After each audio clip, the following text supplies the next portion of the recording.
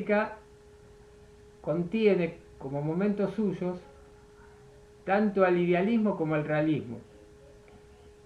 Y por eso necesitó, para poder desarrollarse, que esos dos enfoques, el realismo y el idealismo, se desarrollaran previamente.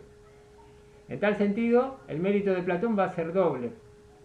En primer lugar, porque fue quien en la antigüedad llevó el idealismo a su expresión más excelsa. Pero al mismo tiempo fue quien se dio cuenta que ese enfoque unilateral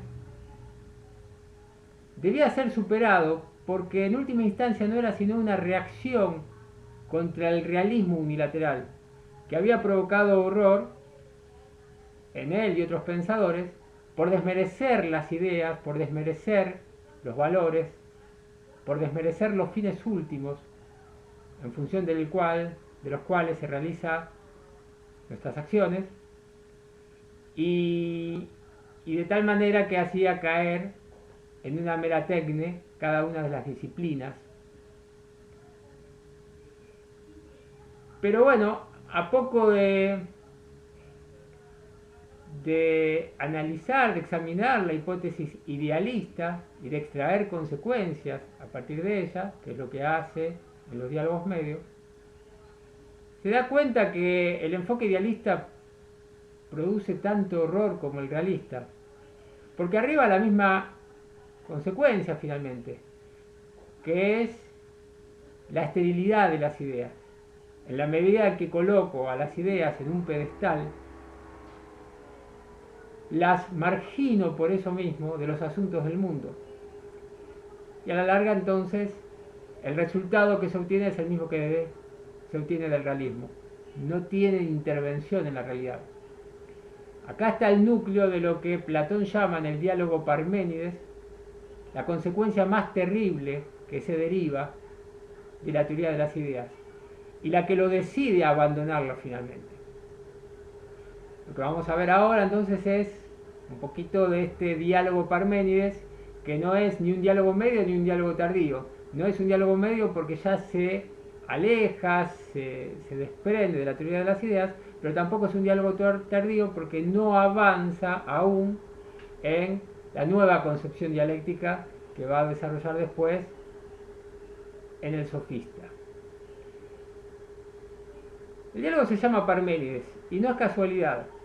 Él lo que está reconociendo acá es que su teoría de las ideas, con esa dicotomía entre el ámbito de las ideas y el ámbito sensible, era una herencia de la concepción parmenidia del ser, que establecía entre el ser y el no ser el mismo esquema dicotómico. Entonces, es este esquema mental dicotómico lo que quiere superar ahora Platón. Pero la dicotomía entre el ámbito inteligible y el ámbito sensible era consecuencia de concebir las ideas y las cosas como completamente opuestas. O sea, las ideas eran eternas, inmutables, perfectas, existían aisladas en sí y por sí, y las cosas eran mezclas, imperfectas, que estaban sujetas al devenir, perecederas por lo tanto, y demás. Entonces, para poder vincular el ámbito de las ideas al ámbito sensible, había que desarrollar una nueva concepción de las ideas que no las recortara del mundo, que no las convirtiera en algo completamente accesible al mundo. Y en ese sentido, lo que va a emprender ahora es una reelaboración de la concepción de las ideas que las acerca más a las cosas. Entonces, lo que se cuestiona acá, lo que es llevado a la perplejidad, es la teoría de las ideas.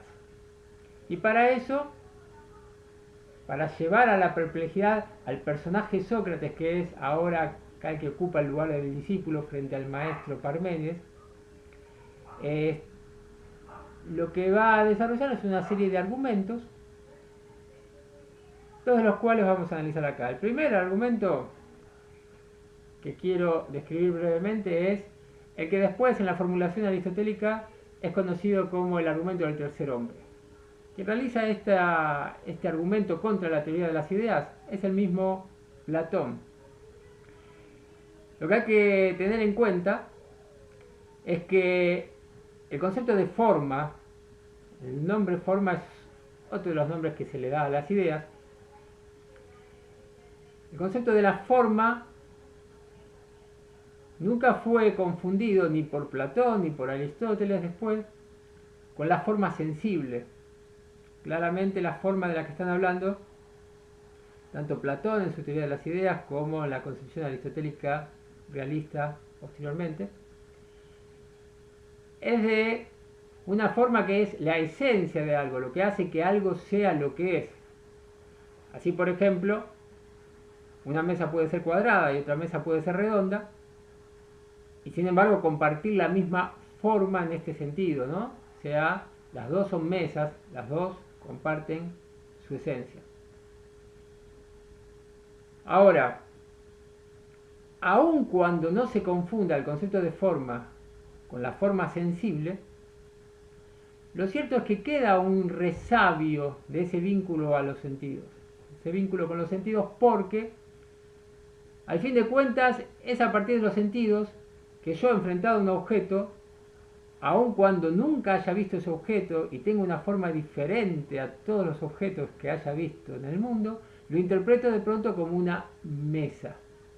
Para poder interpretarlo como mesa, debe haber entre todas las mesas del mundo algo así como una suerte de promedio en la forma, que aunque difieran todas ellas, tienen o guardan algo en común que los sentidos reconocen. Este vínculo, si se quiere, de última instancia con los sentidos, hizo que la concepción del ámbito inteligible nunca pudo ser concebida plenamente como algo inteligible y siempre guardó cierto resabio sensible. Así, por ejemplo, la imagen famosa del Fedro, ¿no? Del diálogo del Fedro, donde aparece el carro alado y las ideas son contempladas. Esta idea de contemplación es característica y demuestra ese último vínculo con lo sensible. Ahora, ¿qué pasa?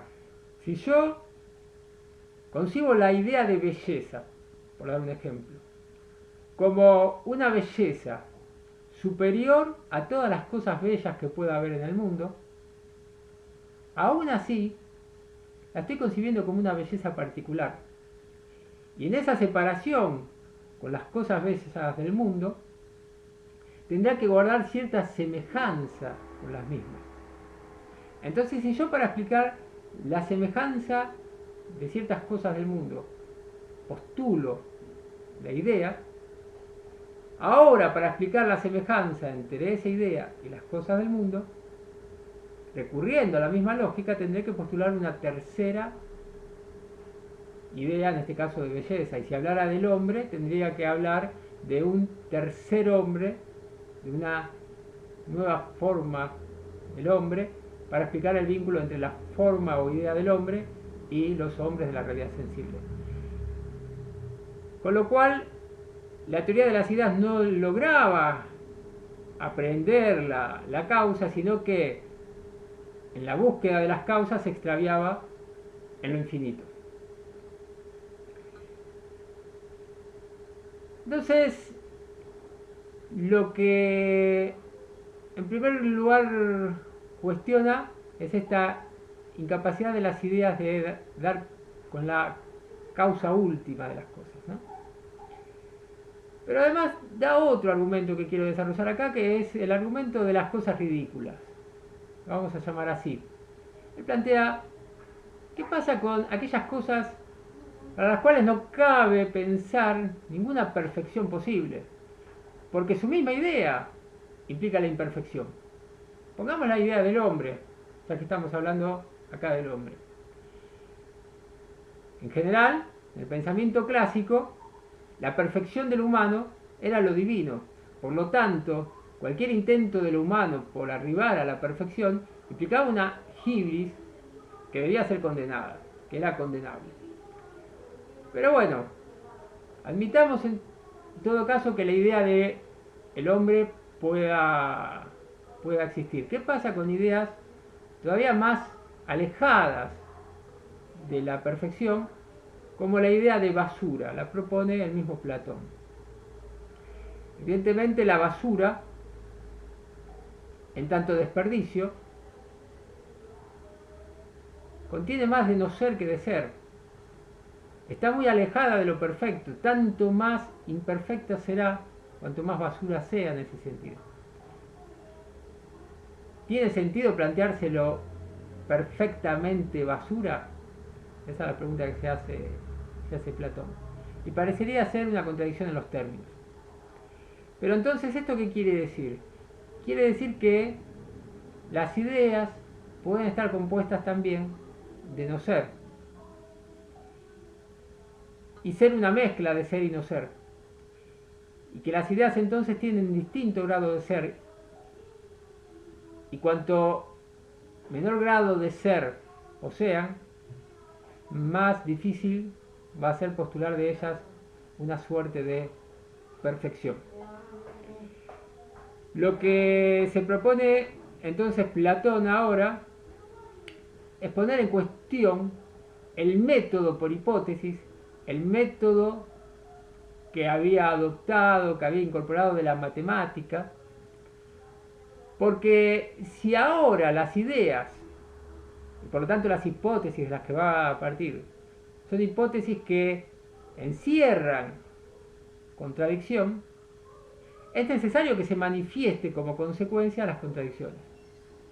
Por lo tanto, la contradicción ya no va a ser un absurdo, sino la manifestación de lo verdadero, que encierra contradicción. Por eso es que, para explicar por qué recurre una vez más al método por hipótesis, lo que va a plantear es que simplemente lo hace para hacer una suerte de gimnasia, para ejercitar al pensamiento.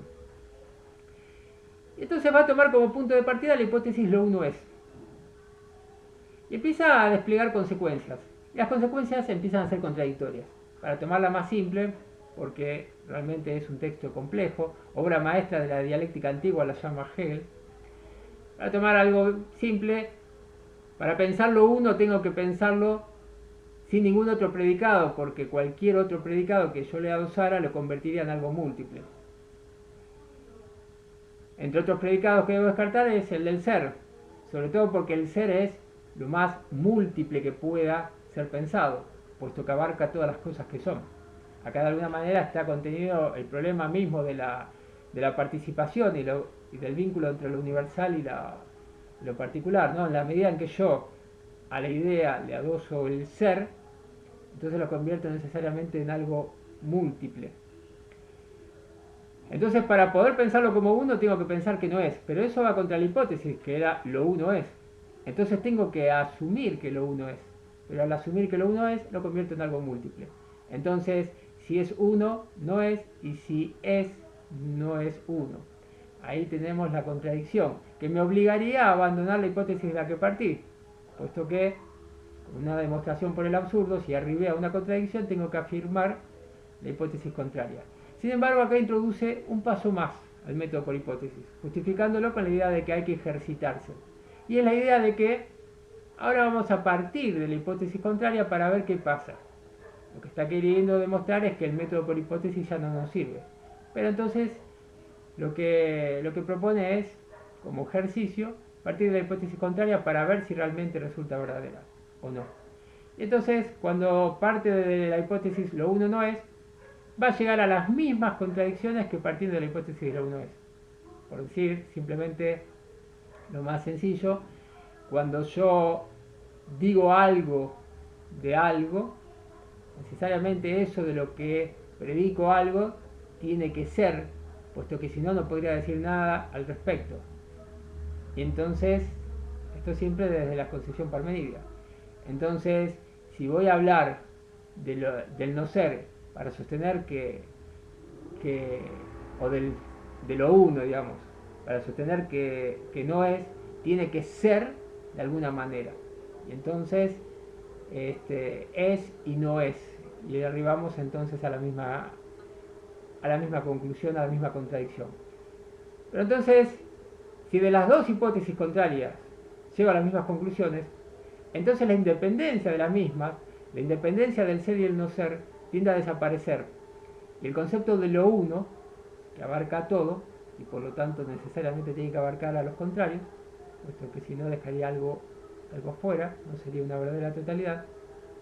El concepto de lo uno entonces encierra la contradicción. Tanto si lo uno es como si no es absolutamente todo y no es absolutamente nada.